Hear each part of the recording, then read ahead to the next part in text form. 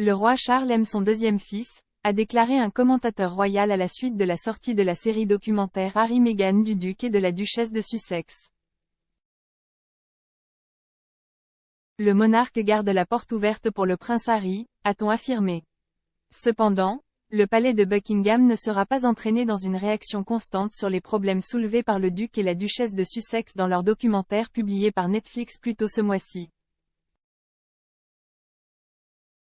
Apparaissant dans l'émission Palace Confidential de Mail+, la correspondante royale Rebecca English a déclaré « Le roi a pris la décision très consciente que c'est son fils, il l'aime. Il ne va pas répondre et la porte est toujours là et ouverte pour lui, mais vous devez vous demander. Combien un homme peut-il supporter ? » Le roi Charles n'aurait apparemment pas changé Davis quant à la présence de son fils et de sa belle-fille lors de son prochain couronnement.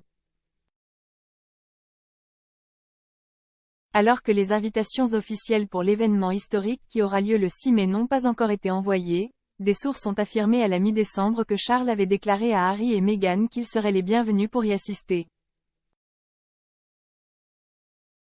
Le documentaire en 6 parties de Harry-Meghan comprenait des allégations cinglantes contre le cabinet et des membres individuels de la famille royale. Parmi les réclamations formulées par Harry et Meghan portant le plus de dommages à la famille royale, le duc a dépeint une image bouleversante du sommet tenu en janvier 2020 pour débattre des conditions de sortie de la firme des Sussex. Le roi Charles, selon son fils, disait des choses qui n'étaient tout simplement pas vraies tandis que le prince William criait et criait après Harry. Le duc de Sussex a également fait des déclarations concernant un sale jeu de faveur commercial de la royauté avec la presse et a allégué l'existence de fuites et de plantations des histoires. Harry a également déclaré qu'il avait fait la paix avec le fait qu'il n'obtiendrait probablement jamais une véritable responsabilité ou de véritables excuses de la part de ses proches royaux. En effet, la firme n'a pas encore signalé son intention de le faire. Comme l'a noté Madame English, ni le palais de Kensington ni le palais de Buckingham n'ont commenté les affirmations des Sussex dans leur programme. Alors que le roi semble enclin à étendre une branche d'olivier aux Sussex, la relation entre Harry et William, qui était autrefois très proche, semble endommagée de manière irréparable. Cependant, une fois qu'une initiée a dit à Madame English, il pourrait encore y avoir de la place pour un rapprochement entre les frères, mais pas dans un avenir proche. Elle a déclaré, « Une personne, plus tôt cette année, m'a dit. Je ne peux pas croire, étant donné à quel point ils étaient proches en tant que frères, que William fermerait complètement cette porte à son frère, ils ont vécu trop de choses.